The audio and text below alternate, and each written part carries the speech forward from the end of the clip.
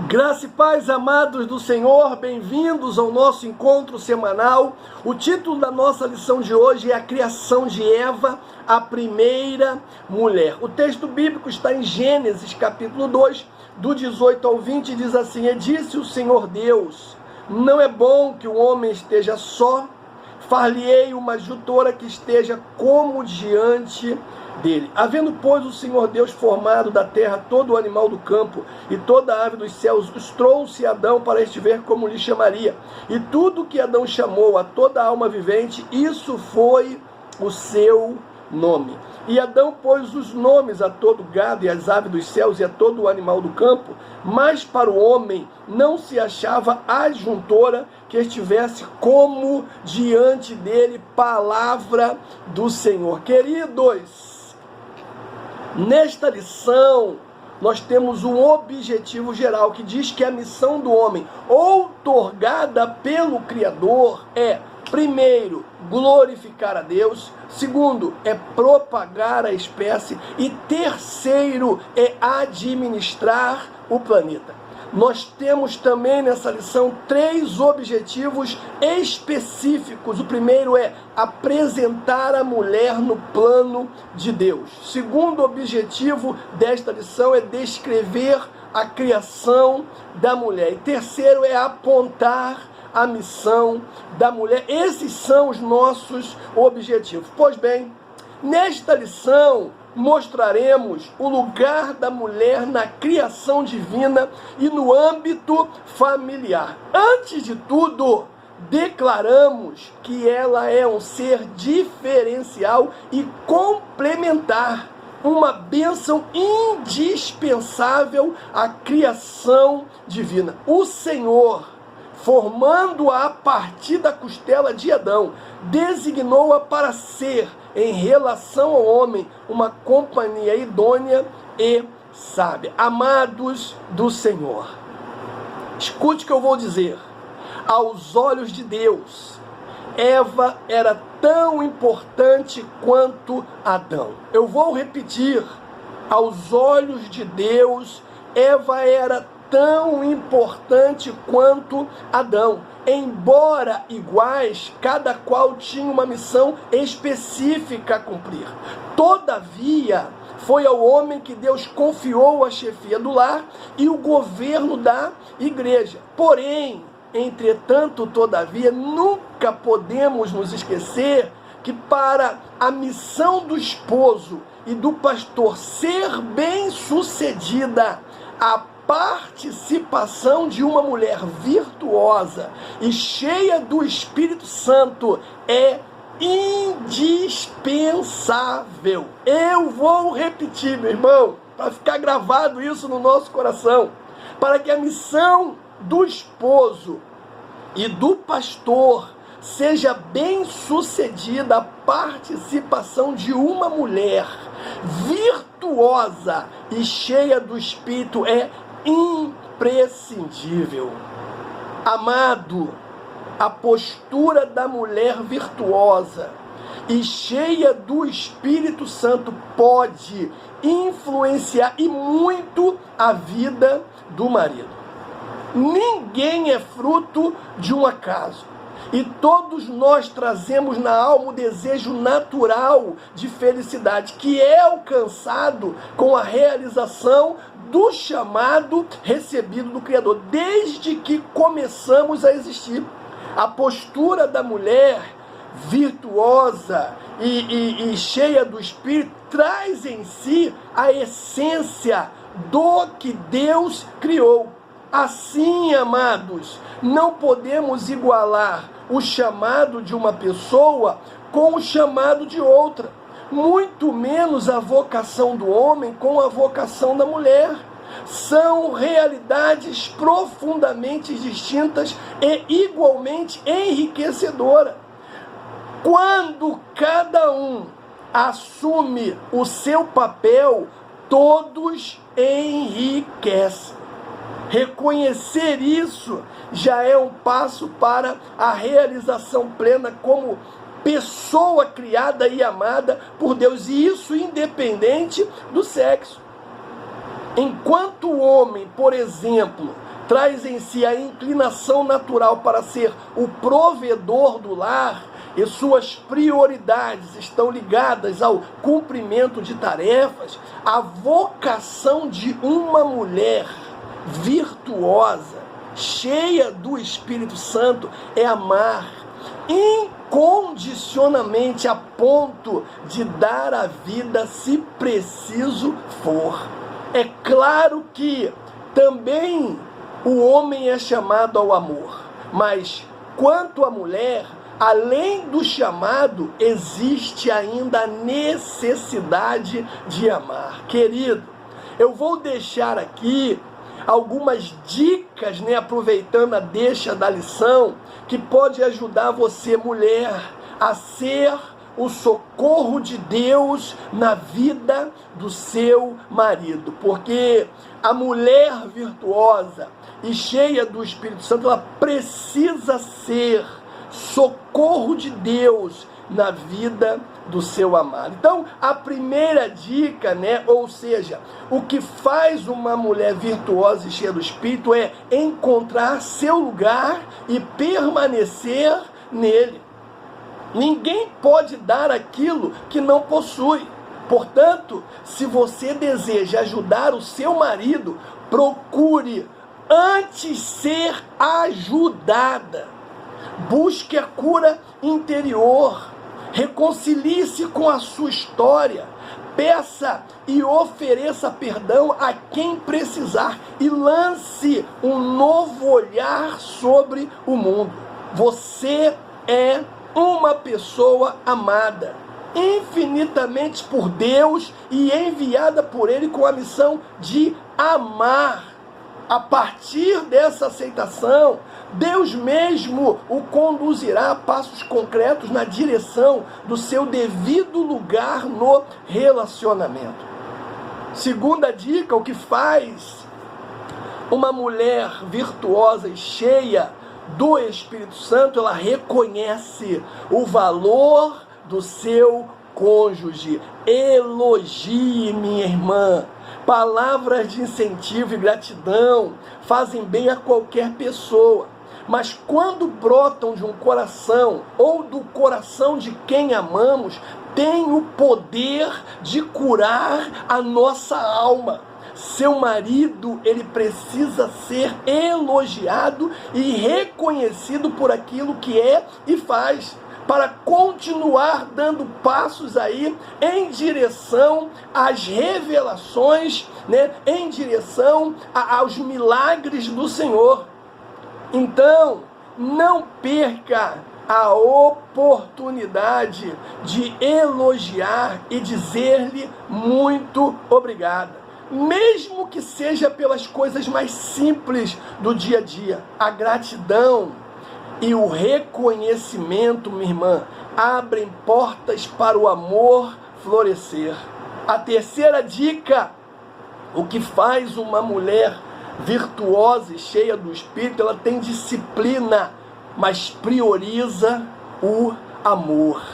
A maioria das mulheres gosta de manter a casa arrumada, e as coisas no seu devido lugar. E isso é excelente, isso é ótimo. Porém, mais importante que isso é fazer com que o seu esposo se sinta bem em casa, sem aquela tensão constante de não poder desarrumar nada.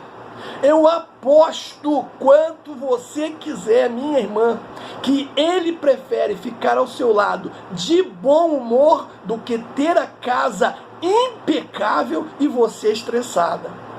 Para um homem que ama, o sorriso e a postura da mulher vale mais do que tudo. Outra dica, o que faz uma mulher virtuosa e cheia do Espírito, ela é fiel. O compromisso em amar, respeitar e ser fiel ao seu esposo é algo sério que você assumiu diante de Deus.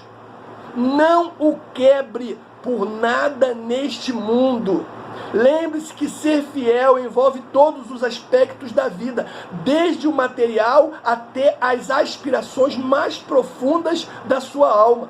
Esteja ao seu lado e jamais fale mal do seu marido para alguém. Escutou isso? Nunca fale mal do seu marido para alguém. Se ele cair, estenda-lhe a mão e não o condene. Sabe por quê? Porque todos nós cometemos erros na tentativa de acertar. Ei, meu irmão, o primeiro ponto da nossa lição de hoje fala da mulher no plano de Deus. E aqui tem 3 pontos importantíssimos.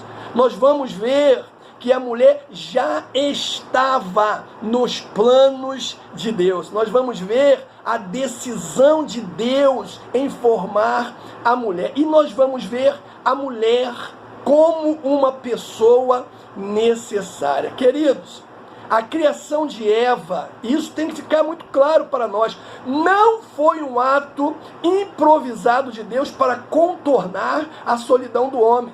A mulher sempre esteve nos planos divinos.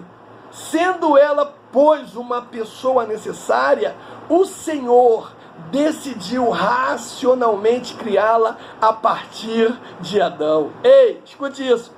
A mulher tem um lugar de destaque no plano de Deus. E isso está registrado em Gênesis, capítulo 2, do versículo 4 ao versículo 17. Eu convido a fazer uma leitura nesse texto. Essa porção, ela parece apenas ser uma segunda edição do relato da criação, mas vai muito mais além do que isso. Essa passagem traz elos importantes entre os quais há uma relação de interdependência. Quer ver?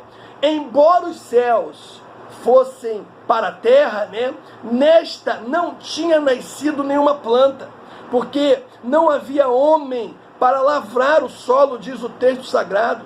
Deus, então, com vistas a encher a terra com vida, criou o homem.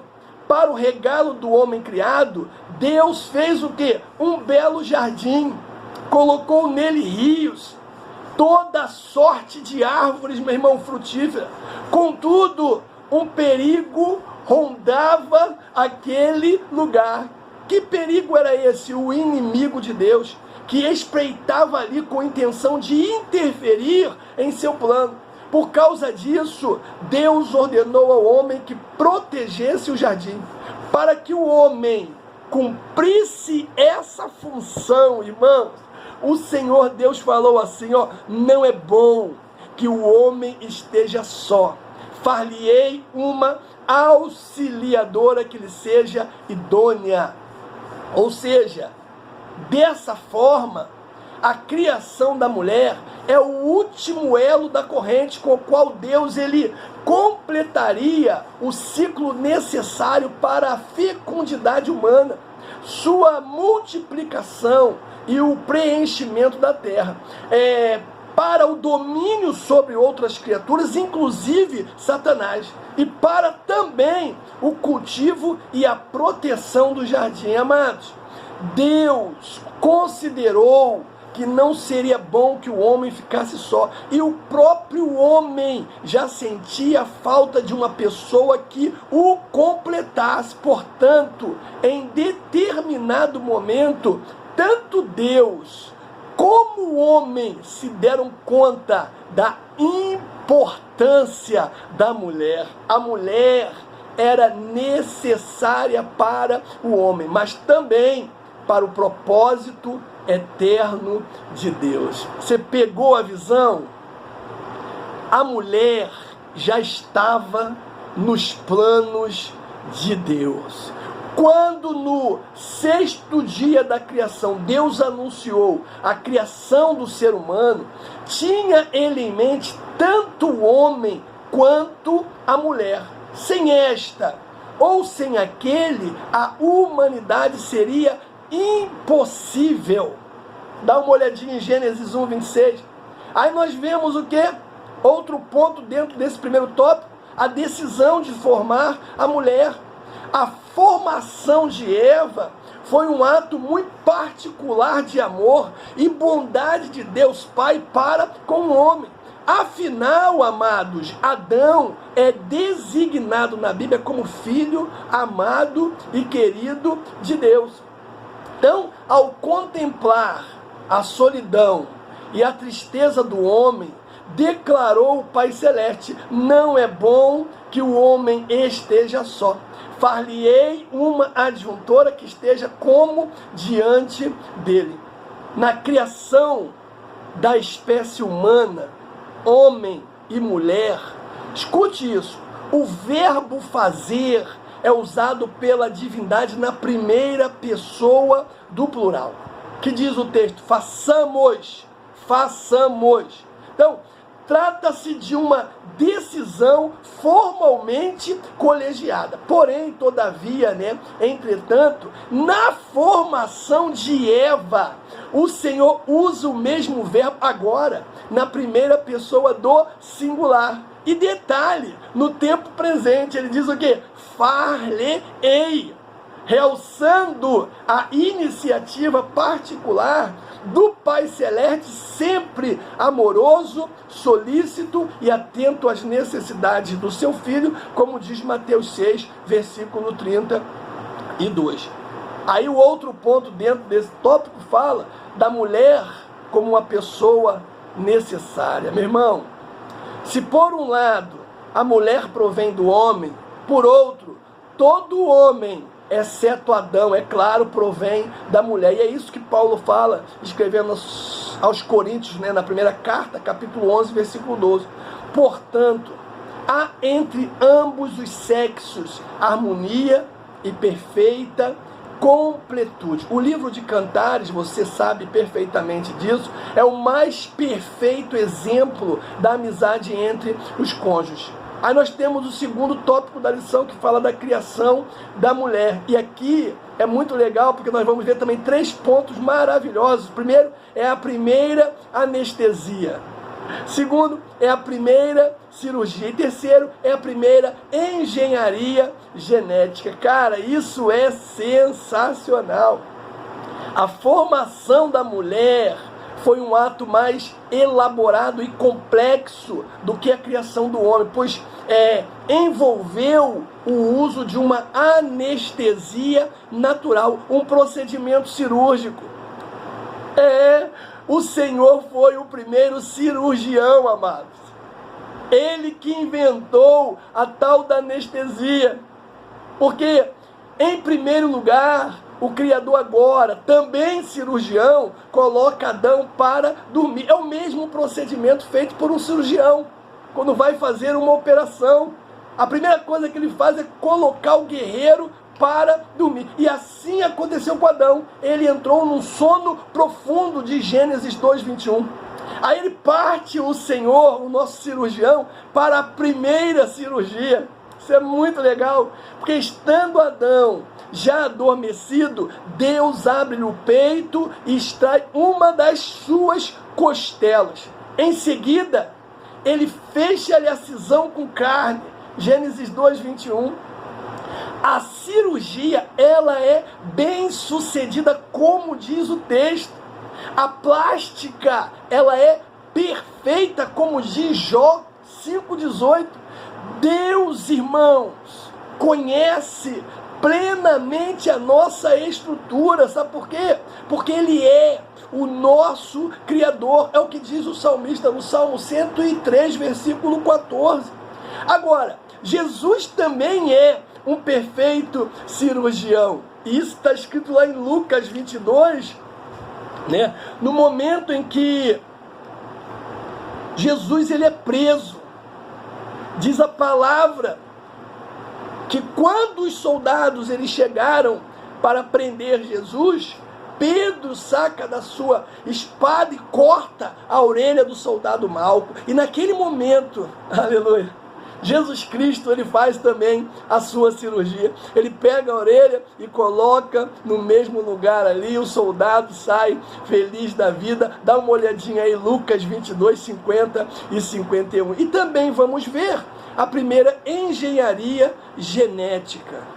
Porque da costela extraída de Adão. O Senhor formava Eva, a primeira mulher. Aqui, né, como em toda a Bíblia, não temos nenhuma narrativa mitológica. Trata-se de um relato histórico, real e confiável. Observamos, irmãos, que da costela de Adão, o Criador coleta o material genético ideal do homem para a formação da mulher. Salientamos também que Deus não criou Eva como um clone de Adão, como pensam muitos por aí. Antes, criou-a como uma pessoa autônoma, consciente da sua existência e consciente também da sua missão no mundo. E é sobre isso que nós vamos falar agora, sobre a missão da mulher. E vamos começar falando sobre a missão da mulher como esposa. Amados, quão gentil e solícito Pai, né? O Senhor Deus, Ele é. Conduziu Eva, a primeira mulher, a Adão, que ao recebê-la, compôs o primeiro poema da história. O que ele diz? Agora, esta é osso do meu osso, carne da minha carne, essa será chamada varoa, porquanto do varão foi tomada.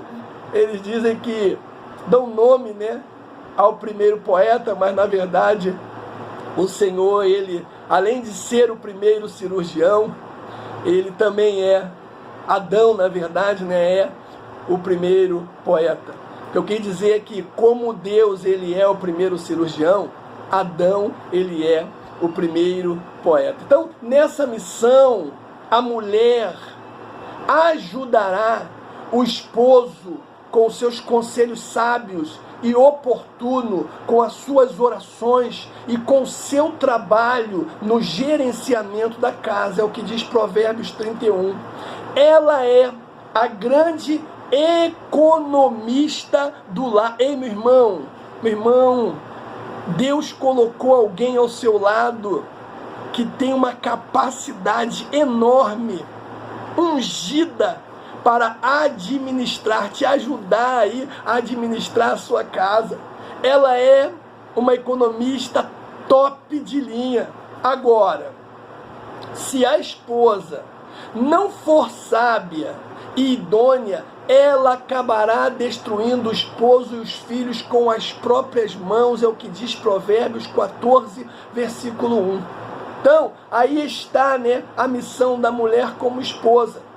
E a missão da mulher como mãe? Em relação aos filhos, escute isso, a mulher orientada e apoiada pelo esposo é real e a mais autorizada educadora dos seus filhos. Ninguém pode ocupar esse lugar. Vou repetir, a mulher orientada pelo seu esposo é real e a mais autorizada educadora dos seus filhos. Provérbios 18 fala isso. Na igreja primitiva, as irmãs Lloyd e Eunice, respectivamente avó e mãe do pastor Timóteo, tornaram-se referência na educação e formação de seu filho. Olha aí 2 Timóteo 2,5, esse texto é tão bacana, tão maravilhoso. Sem o trabalho dessas mulheres, o apóstolo Paulo não teria condição de integrar o jovem à sua equipe missionária. Embora criado entre duas culturas, né? Porque a mãe era judia e o pai era grego, Timóteo conseguiu receber uma formação cristã de excelência. Isso aí joga por terra aquela falácia, né? Muitas vezes os cônjuges, né, colocam a culpa um no outro, né, pela má formação do caráter do seu filho, por ele não querer nada com a igreja, com o Senhor Jesus. Então, dizem eles, né, culpando o outro, não, a culpa é do meu marido porque ele não quer nada para Jesus, por isso que o nosso filho está assim. Ou a culpa é da esposa porque ela não quer nada e o nosso filho está agora nessa situação. E aqui tem um texto aí, Timóteo. Aqui tem um exemplo poderosíssimo de que é possível sim, uma mãe só, mesmo que o pai não seja cristão, criar o seu filho com uma formação cristã excelente. Só basta querer, minha irmã. Só basta querer pedir sabedoria a Deus, porque se pede sabedoria, Deus dá gratuitamente. Você não precisa fazer esforço nenhum para adquirir sabedoria, para educar os seus filhos, mesmo o seu marido não sendo cristão, nos caminhos do Senhor.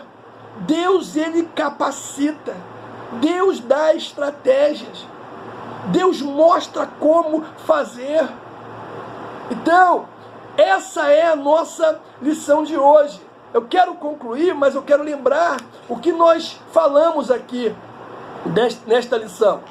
Falamos sobre a criação de Eva, a primeira mulher. Primeiro ponto, falamos sobre a mulher no plano de Deus. Vimos que a mulher já estava nos planos de Deus. Vimos a decisão de Deus em formar a mulher. Vimos que a mulher é uma pessoa necessária.